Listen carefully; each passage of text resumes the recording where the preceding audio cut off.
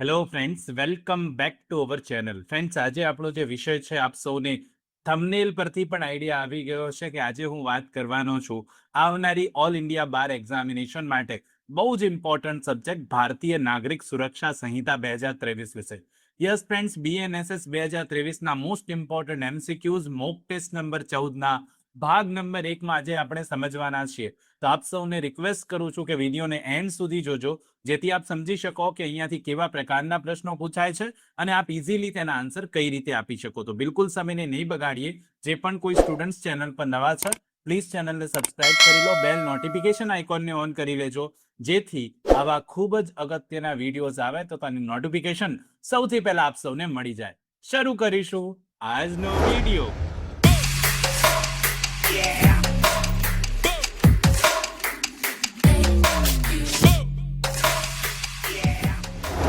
સૌથી પહેલો પ્રશ્ન છે, બીએનએસએસ ની કલમ 2(1)A મુજબ ઓડિયો વિડિયો ઇલેક્ટ્રોનિક સાધનો ની વ્યાખ્યામાં નીચેનામાંથી કઈ બાબતોનો સમાવેશ થતો નથી? ઓપ્શન એ, નિવેદનો અને પુરાવાનો રેકોર્ડ કરવા માટે વિડિયો કોન્ફરન્સિંગ. ઓપ્શન બી, ઓળખની પ્રક્રિયા માટે દસ્તાવેજોનું ડિજિટલ ટ્રાન્સમિશન. ઓપ્શન સી, તપાસ દરમિયાન જપ્તીની પ્રક્રિયાનું વિડિયો રેકોર્ડિંગ. કે ઓપ્શન ડી, આરોપીઓ દ્વારા માત્ર અંગત વાતચીત માટે વપરાતું એન્સ્ક્રિપ્ટેડ મેસેજિંગ પ્લેટફોર્મ. શું આવે સાચો જવાબ ફ્રેન્ડ્સ પ્રશ્ન નંબર 1માં? તો આપને જો જવાબ આવડતો હોય તો કોમેન્ટમાં જરૂરથી આન્સર આપતા જજો. પ્રશ્ન નંબર 1નો સાચો જવાબ બને છે ડી. જે ઓડિયો વિડિયો ઇલેક્ટ્રોનિક સાધનોની વ્યાખ્યા છે, એમાં આરોપીઓ દ્વારા માત્ર અંગત વાતચીત માટે વપરાતું એન્સ્ક્રિપ્ટેડ મેસેજિંગ પ્લેટફોર્મનો સમાવેશ નથી થતો. D will be correct answer. એટલે એ, બી અને સી નો થાય છે. જવાબ અહીંયાથી ડી બનશે. પ્રશ્ન નંબર 2 જોઈએ. હવે આપણે એક અગત્યનો પ્રશ્ન છે, શું કહેવા માંગે છે સમજીએ. બીએનએસએસ ની કલમ 23 અંતર્ગત ફર્સ્ટ ક્લાસ જ્યુડિશિયલ મેજિસ્ટ્રેટ, જેને આપણે જેએમએફસી કહીએ છીએ, એમની દંડ કરવાની સત્તામાં શું ફેરફાર કરવામાં આવ્યો? ઓપ્શન એ, 3 વર્ષ સુધીની કેદ અને 10,000 રૂપિયા સુધીનો દંડ કરી શકે છે. ઓપ્શન બી, 3 વર્ષ સુધીની કેદ અને 50,000 રૂપિયા સુધીનો દંડ કરી શકે છે. 5 વર્ષ સુધીની કેદ અને 50,000 સુધીનો દંડ, કે 7 વર્ષ સુધીની કેદ અને ગમે તેટલો દંડ. પ્રશ્ન નંબર 2માં સાચો જવાબ શું આવે? તો પ્રશ્ન નંબર 2નો કરેક્ટ આન્સર બને છે બી. હવે જ્યુડિશિયલ મેજિસ્ટ્રેટ ફર્સ્ટ ક્લાસ 3 વર્ષ સુધીની કેદ કરી શકે અને 50,000 રૂપિયા સુધીનો દંડ કરી શકે. બી વિલ બી કરેક્ટ આન્સર. પ્રશ્ન નંબર 3 જોઈએ. હવે આવો જ ઇમ્પોર્ટન્ટ. બીએનએસએસ ની કલમ 35(7) જૂની કલમ સીઆરપીસી ની કલમ 42 મુજબ જ્યારે બિન જ્ઞાતવ્ય એટલે નોન કોગ્નિઝેબલ ગુનામાં કોઈ વ્યક્તિ પોલીસને પોતાનું સાચું નામ કે સરનામું આપવાની ના પાડે તો તેને મેજિસ્ટ્રેટ સમક્ષ રજૂ કર્યા વિના વધુમાં વધુ કેટલા સમય માટે કસ્ટડીમાં રાખી શકાય? ઓપ્શન એ, 12 કલાક. ઓપ્શન બી, 24 કલાક મુસાફરીનો સમય બાદ કરીને. ઓપ્શન સી, 48 કલાક. કે ઓપ્શન ડી, જ્યાં સુધી તે સાચું નામ ન આપે ત્યાં સુધી અનિશ્ચિત સમય માટે. શું આવે સાચો જવાબ? નોન કોગ્નિઝેબલ ગુનો હોય તો પ્રશ્ન નંબર 3ની વાત છે. પ્રશ્ન નંબર 3માં સાચો જવાબ બી બનશે. 24 કલાક મુસાફરીનો સમય બાદ કરીને 24 કલાકમાં એને મેજિસ્ટ્રેટ સામે રજૂ કરી દેવો પડે. 24 કલાકથી વધારે રાખી શકાય નહીં. બી વિલ બી કરેક્ટ આન્સર. પ્રશ્ન નંબર 4 જોઈએ. હવે બીએનએસએસ ની કલમ 43 અંતર્ગત જ્યારે કોઈ ખાનગી વ્યક્તિ એટલે કે પ્રાઇવેટ પર્સન ગુનેગારની ધરપકડ કરે ત્યારે તેણે કાયદાકીય રીતે તરત જ કયું પગલું ભરવું પડે? ઓપ્શન એ, આરોપી પાસે ગુનાની કબૂલાત કરાવીને તેને છોડી દેવો જોઈએ. ઓપ્શન બી, આરોપીને મોડું કર્યા વિના પોલીસ અધિકારીને સોંપવું અથવા નજીકના પોલીસ સ્ટેશને લઈ જવો જોઈએ. ઓપ્શન સી, પંચાયતના સરપંચ સમક્ષ હાજર કરવો જોઈએ. કે ઓપ્શન ડી, 24 કલાક સુધી પોતાની કસ્ટડીમાં રાખીને પૂછપરછ કરવી જોઈએ. શું આવે સાચો જવાબ પ્રશ્ન નંબર 4માં? તો પ્રશ્ન નંબર 4નો સાચો જવાબ બી બને. આરોપીને બિલકુલ મોડું કર્યા વિના નજીકના પોલીસ સ્ટેશનમાં લઈ જવો જોઈએ ને પોલીસને સોંપી દેવો જોઈએ. બી વિલ બી કરેક્ટ આન્સર.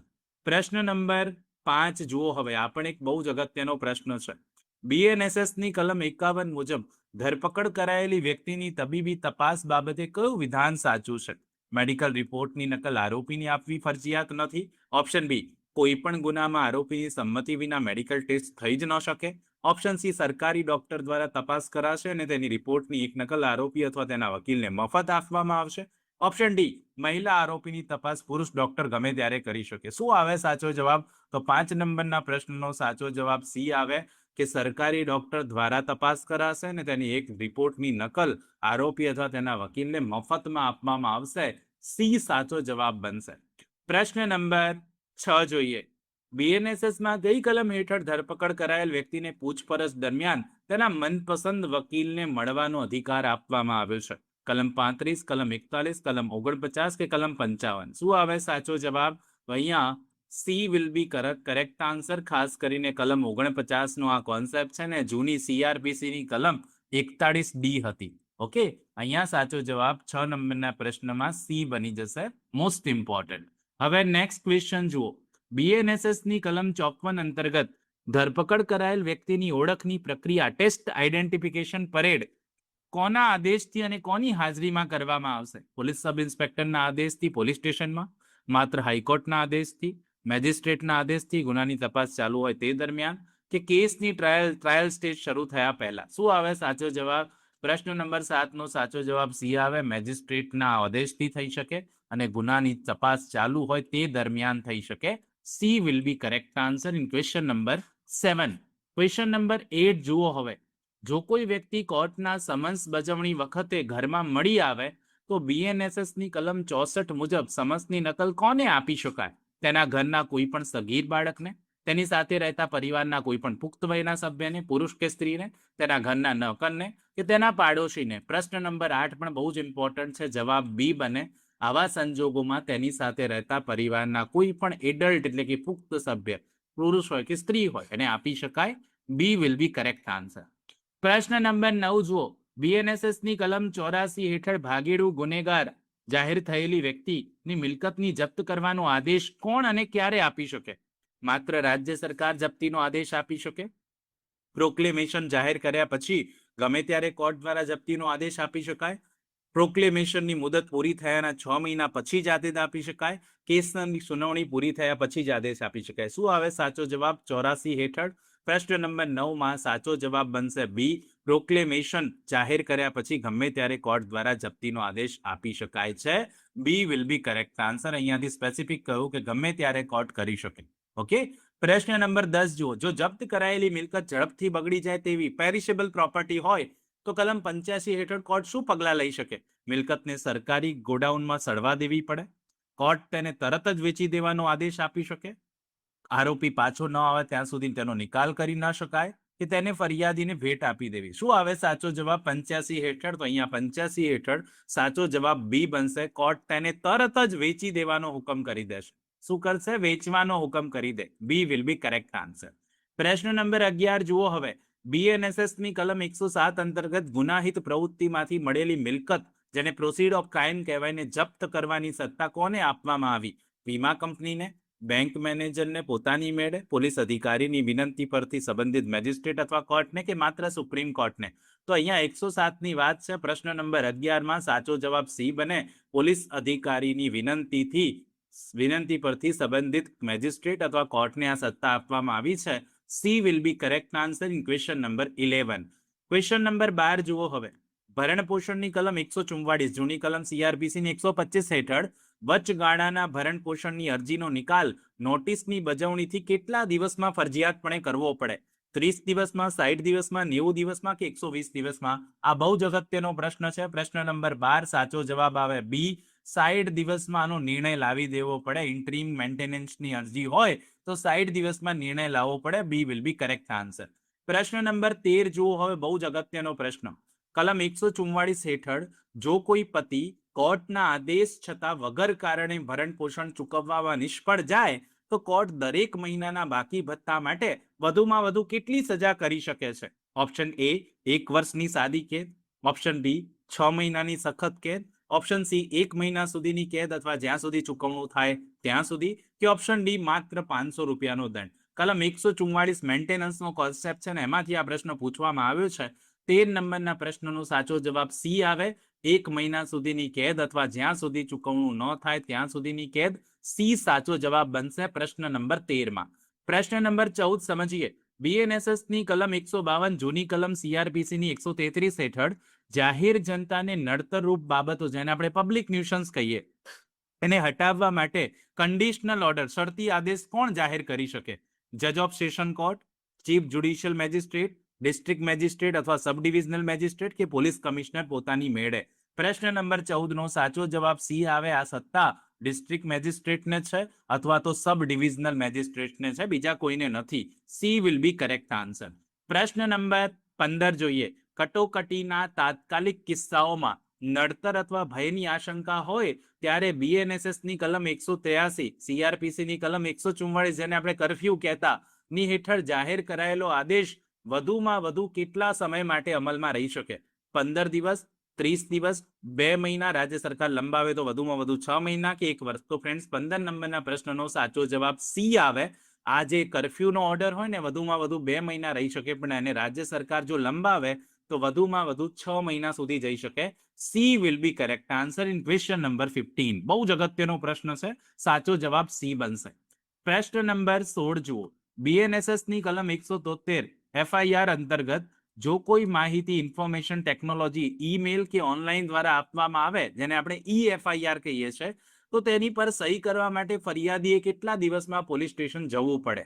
24 કલાકમાં, 3 દિવસમાં, 7 દિવસમાં કે 15 દિવસમાં? એક બહુ જ અગત્યનો પ્રશ્ન આ છે. પ્રશ્ન નંબર 16 સાચો જવાબ આવશે બી. પોલીસ સ્ટેશનમાં જઈને 3 દિવસમાં સહી કરી દેવી પડે. જો EFIR આપી હોય તો 3 દિવસમાં ફરિયાદીએ જવું પડે, સહી કરવી પડે.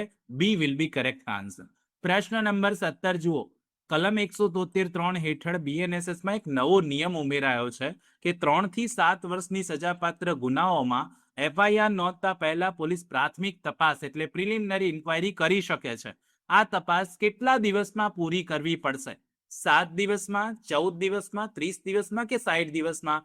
પ્રશ્ન નંબર 17 નો સાચો જવાબ બનશે બી. આ તપાસ જે છે ને 14 દિવસમાં પ્રિલિમિનરી તપાસ પૂરી કરવી પડે. બી વિલ બી કરેક્ટ આન્સર. આ એક નવો કોન્સેપ્ટ છે કે તપાસ કરતા પહેલા પ્રાથમિક તપાસ કરવાની ને 14 દિવસમાં પૂરી કરવાની. બી વિલ બી કરેક્ટ આન્સર. પ્રશ્ન નંબર 18 જુઓ. કલમ 174 હેઠળ BNSSમાં ફોરેન્સિક તપાસ કયા ગુનાઓમાં ફરજિયાત બનાવવામાં આવી છે? તમામ પ્રકારના જામીનપાત્ર ગુનાઓમાં, જેમાં 7 વર્ષ કે તેથી વધુની કેદની સજાની જોગવાઈ હોય તેવા ગુનાઓમાં, આર્થિક કૌભાંડોના ગુનાઓમાં કે દંડની સજાપાત્ર ગુનાઓમાં?